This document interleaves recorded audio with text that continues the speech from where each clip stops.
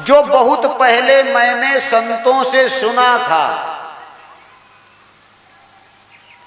आज मुझे भरोसा हो गया उन संत वाणी पे। आज मेरे सामने ऐसा दृश्य आया, जैसे कभी कभी होता कोई को संत भगवान मिल जाते हैं, कोई को गुरुदेव भगवान मिल जाते हैं, और पता लगा 10 साल पहले उन्होंने कोई बात कही, वो तुम्हारे सामने गुजरी ही नहीं, तो उथल पुथल मचता रहता, कही थी पता नहीं हो कि वो। और जब वो सामने आ जाती हैं तो कहते कि देखो 10 साल पहले कहा था, अब भरोसा हुआ। ऐसे ही बहुत सी बातें हैं संत भगवान की, गुरुजनों की। उन्होंने कब क्या कहा, कब क्या बोला, कब कहा समझाया, और कब तुम्हारे जीवन में गुजरा। बहुतों के सामने नहीं गुजरा, ऐसे ही चले गए, अब बहुतों के सामने गुजर गया। आज विभीषण के सामने गुजर गया तो उन्होंने अपनी बात कह दी कि आज भरोसा हो गया, बगैर भगवान की कृपा से संत नहीं मिलते हैं। भगवान के मिलने में भगवान की कृपा की जरूरत नहीं है, लेकिन संतों के मिलने में भगवान की कृपा की जरूरत है। क्योंकि भगवान का मिलना आसान है, संतों का मिलना आसान नहीं है। भगवान बड़े आसानी से मिल भी जाते हैं, और जब संत मिलेंगे तो तुम भगवान को पहचान जब भी पाओगे जब संत मिलेंगे। वैसे भगवान मिल भी जाए तो क्या पहचान पाओगे? फिर तो बात यही रहेगा संत और भगवान के मिलने का भेद। एक समय अब तुमको बताते संत और भगवान। एक भैया थे, बड़े गरीब थे, अति गरीबी उनके घर में, एक वक्त का भोजन नहीं। जैसे जीवन सब्जी दाल की बातें खत्म करो, जैसे नरसी मान लो जब नमक नहीं है बथुआ में डालने के लिए, और आगे क्या होगा, ऐसे भैया थे। और उनकी आधे से ज्यादा जिंदगी ऐसे ही गुजर गई। एक दिन ऐसा था उनके घर में सिलबट्टा तक नहीं था। एक कहीं से पत्थर उठा लाए, मिल गया होगा कहीं पड़ा पड़ाया, उसी को बराबर थोड़ा कर लिया। अब वही आंगन में पड़ा था, जब चटनी पीसना होता, नमक पीसना होता तो बेचारे उसी पे पीस लेते। उन्हें उसको सिलबट्टा मान लिया था, पड़ा पड़ाया कहीं से पत्थर पा गए। अब उसको उस सिलबट्टा पे पीसते पीसते पीसते पीसते पूरी जिंदगी चली गई, उन्होंने सिलबट्टा खरीद ही नहीं पाया। एक दिन उनके यहां एक महात्मा जी आ गए। अब महात्मा का मतलब है जौहरी, खाली महात्मा नहीं, महात्मा के कई रूप होते हैं। जौहरी माने जानने वाला, जानने वाले का नाम ही तो महात्मा है। परखने वाला, वो पहुंच गया वहां, तो उधर से आवाज लगाई तो उस दिन वो भैया घर ही पे था। तो वो भैया बोला, अरे महात्मा जी तुमको कहां आवाज तुमने लगा दी? इस दरवाजे पे घर में सिलबट्टा तक नहीं है, अब वहां तुमने आवाज लगा दी। हम तो घास छीलते हैं और घास बेच के लाते हैं, उसी से जो भी शाम तक हो जाता है। सब्जी कभी हो ही नहीं पाई, नमक हुआ तो जो पड़ा है सिलबट्टा, इसी पर अपने पीस लेते हैं, चटनी रोटी खाते हैं। और तुमको मांगना तो कहीं और मांगो। तो महात्मा जी बोले, मैं जानता हूं तुमसे अमीर, तुमसे बड़ा आदमी कोई है ही नहीं। तो वो समझे हमारी मजाक बना रहे हैं और हमारी खिंचाई कर रहे हैं। महात्मा जी बोले, मैं जानता हूं, मैं जानकार हूं, मैं वहीं पे आवाज लगाता हूं जहां पे होता है कुछ, और जहां नहीं होता मैं वहां आवाज ही नहीं लगाता हूं। वो कहने लगा, घसियारा महाराज जी और कोई मजाक के लिए नहीं रह गया था तुम्हारे लिए? बोले, मजाक नहीं है, सत्य है। तुमसे बड़ा कोई है ही नहीं। ये तुमको बड़ी बड़ी बिल्डिंगें दिखाई देती हैं, बड़े बड़े खेती वाले दिखाई देते हैं, ये तुम्हारे चरणों के धूल के भी बराबर नहीं है। अब बताओ क्या उस घास छीलने वाले को हजम हो जाएगा? जैसे अभी मैं तुम्हें बताता हूं, विभीषण कह रहे हैं अब भरोस मोई भा हनुमंता और बिन हरि कृपा मिलना संता। बार बार कहा तो जौहरी ने कहा कि तुम परेशान हो रहे हो, मैं तुम्ही से मांगूंगा। बोले क्या मांगोगे, क्या मिलेगा? कब तुम्हारे घर में, तुम्हारे आंगन में ये पत्थर जो पड़ा है, ये कब से पड़ा है? कहीं कम से कम हो गई हुई है, हम 30-35-40 साल है।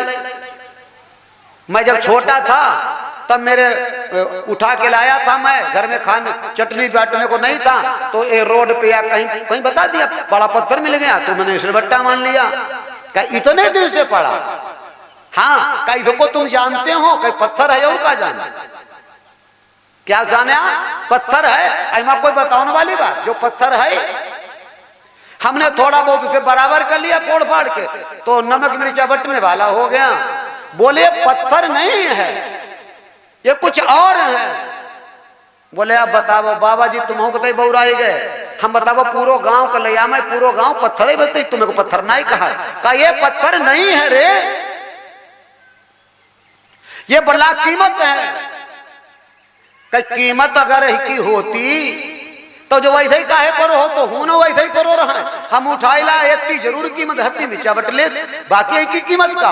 महात्मा जी बोले बहुत कीमती है पत्थर, लेकिन उन पत्थर जैसा नहीं है। जैसे इंसान सब इंसान है, लेकिन महात्माओं जैसे नहीं है। बात यही तो है। इंसान हम भी आप हैं, क्यों?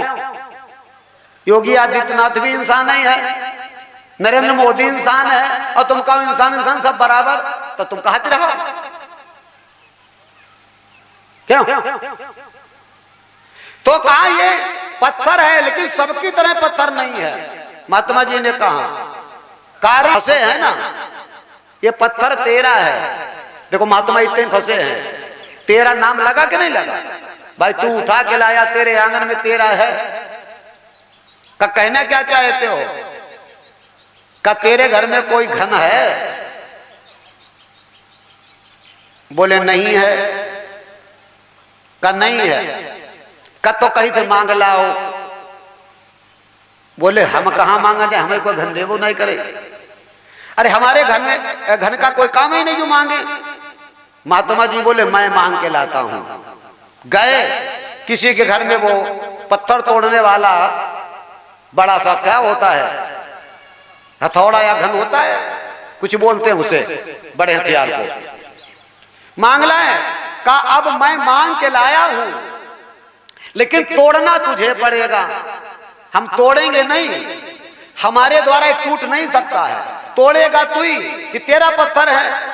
तो वो बोला बाबा जी चुप्पा घरे जाओ, तुमसे दुश्मन हमारो दुनिया में कोई ना है, एक तो सिलबट्टा हमारे है ना है, हम जा पर चटनी मसाला भी था, तुम कहा तोड़ दो, तो और दुश्मनी हम पर कादा करोगे। महात्मा बार बार खुशामद करते तोड़ो इसे, लेकिन उसने उस दिन तोड़ा नहीं। महात्मा के कहने पर महात्मा चले गए। 2, 4, 10 दिन गुजर गए, 15 दिन गुजर गए, लेकिन महात्मा जी को तसल्ली नहीं है, क्योंकि महात्मा परस्वार्थी होते हैं। परस्वार्थी तसल्ली थोड़ी होती है, वो दूसरे पर दया करने वाले बड़े परेशान होते हैं। अब परस्वार्थी होना कोई आसान भी नहीं है। क्या है? तुम्हारे मुंह में जो है 32 दांत होते हैं, और उसी के भीतर जीभ होती है। जीभ होती परस्वार्थी। दांतों में अगर कुछ फंस जाए, दाढ़ में कुछ फंस जाए, जीभ इतनी परेशान होगी, इतनी परेशान होगी, उसको निकालने में लगी रहेगी, और निकालते निकालते थक जाएगी। जब नहीं निकल पाएगी तो थोड़ी देर सस्ताएगी, और फिर वह काम जब तक निकल नहीं जाएगा तब तक जीभ को चैन नहीं पड़ेगा। फंसो देखो दांतन में, और मुसीबत जीभ को। ये परस्वार्थ का मामला है। और जब निकल जाए तो जीभ फुर्सत में हो जाएगी। इसीलिए याद रखो, परस्वार्थी की उम्र भी लंबी होती है। जीभ संघई माई पैदा भैता दांतवादी में आए और पहले ही चले गए हैं, और जीभ पहले आई और कतई आखिर में संख्या में जाई है, काय बब परस्वार्थ में लगी और दांत का है पहले चले गए, अति धरते हैं। ये तीन मेहनत जीभ करते हैं तुम्हारे दांतन खातिर परेशान हो, और बहे जीभ अगर चूक जाए तो दांत कचर काट दे। उसका कोई तुम्हारे व्यवहार से तुम्हारी मेहनत से मतलब नहीं, काटे बैठे अहेले अति धन वाले पहले चले। जीभ परस्वार्थी है, थक गई। कुल मिलाए कि महात्मा जी थक गए 10-15 दिन के बाद में, फिर आए। और महात्मा किन्हें कहते हैं? वृक्ष कबहू नहीं फल बखे, नदी न संचय नीर, और परमारथ के काड़े साधु धरो शरीर। वो तो हित में लगे, पराहित में। फिर आ गए, दैव योग से वो घसियारा फिर मिल गया। कहीं महाराज का फेर आई गए, वो बरान लगो ना भैया भाजो ना तन देर बैठो। अब वो मजबूरी में बैठो, फिर पोटन लगे, अरे तोड़ी दे ऐका तोड़ दे, तुम्हारो हो तो भले हमारो हो तुम तोड़ देते, जो तुम्हारो पत्थर है तुम्हें तोड़ सकत। फिर कहा ना समझ में आई, ऐसे कई बार गया और आया, गया और आया, और उतनी बात कहा तोड़ दे। और मैं कहता पत्थर तोड़ दो, तो उसको गुस्सा आ गई, ले तुम बेरी बेरी कहा जब लाभो तोड़ी दे। जैसे उसने घन उठाया, वो बड़ा हथौड़ा उठाया और बीच पत्थर पे मारा तो उसके 2 टुकड़े हो गए, और उसके भीतर से एक और पत्थर निकल आया, गोल छोटा सा, वो उसके अंदर में बंद था। जैसे निकल आया, का बाबा जी का मिलो, तुम तो कहते रहो चलो हमने तुम्हारो कहना कर दो, तोड़ दो। जब पथरिया निकली भीतर से का मिलो, अब पर कहा बट गई है हल्दी मिर्च मसाला। तुम तो बहुत बातें करते थे बाबा जी, बस बस ठहर जा, ये पथरिया तो निकालनी थी। इतने भारी पत्थर के अंदर में ये छोटी जो पथरिया है ना गोल मोल, ये बटिया जो, यही तो कीमती है। बोले क्या है? का तेरे घर में अब क्या है? का और हमारे घर में खुरपी के अलावा कुछ है? तावा है कि नहीं है? कढ़ाई है कि नहीं? करछुल है कि नहीं है? कैसो तो वही है, कैसा उठाइला उठा लाए और कहिए ले तू इसे ले, हमारी कोई जरूरत नहीं, इसको रगड़। जैसे ही उसने वो पथरिया उसमें लोहे में रगड़ी, वो सब सोने की होगा। कढ़ैया सोने की, तावा सोने का, करछुली सोने की, खुरपी सोने की। अब बोला ये का जा पहले चेक करवा के आ सोनार के यहाँ जा, क्योंकि जैसे मैं पत्थर को चेक करने वाला हूं, इसी प्रकार सोनार जो होता सोने को चेक करने वाला है। जा। वो भाग के गया, मिल गए गुड्डू भैया हमारे जो सुहास वाले। हाँ, कह देखो जो कहां लगे, जो तो नंबर 1 को है, तनिको लेकिन ना है, ये प्योर सोना है। भाग के आ गया अब बोला महाराज प्योर सोना है। का अब तू बता, यहाँ के जितने लोग हैं बड़े बड़े से अमीर समीर, उनके बराबर और तेरी बराबरी हो सकती? वो बोला नहीं, हमारे आगे कोई नहीं है, हम ही सबसे बड़े हैं। का तू पहले अपने को जानता नहीं था, अब तुम पे भगवान की कृपा हो गई कि नहीं? भगवान माने संत, अगर वो संत भगवान कृपा करते तो 20 साल से 25 साल से पत्थर उसके घर में था, अब वो बड़ा आदमी नहीं बन पाया, और संत भगवान आ गए, बड़ा आदमी हो गया कि नहीं? हमने बात सुनी। जय पूर्ण परमात्मा, जय जय पूर्ण परमात्मा। प्रेम से बोलो श्री सद्गुरुदेव भगवान की जय। तो पत्थर 20 साल से था, क्या गरीबी दूर हुई? नहीं, और संत मिल गए, गरीबी दूर हो गई।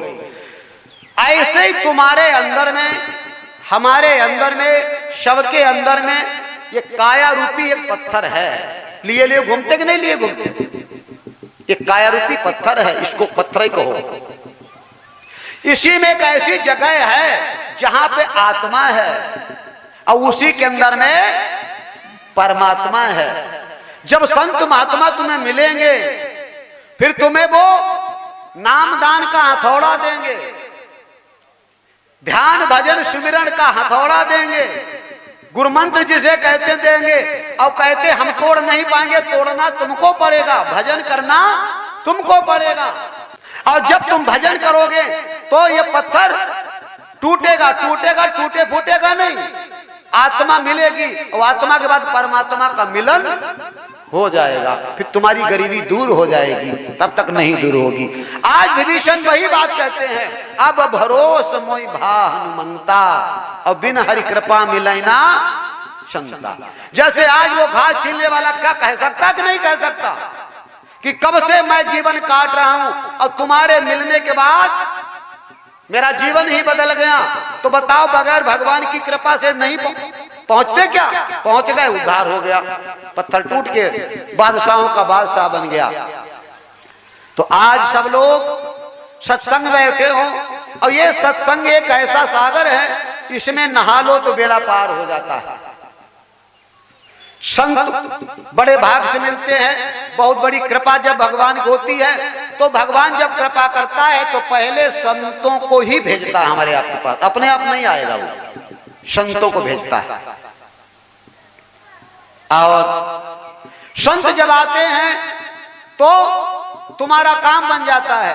जैसे तुम्हारे लड़के की नौकरी लग जाए, अब कागज आए, पहले कागज डाकिया लेके आएगा, बोलो डाकिया लेके आएगा, चिट्ठी नहीं आएगा।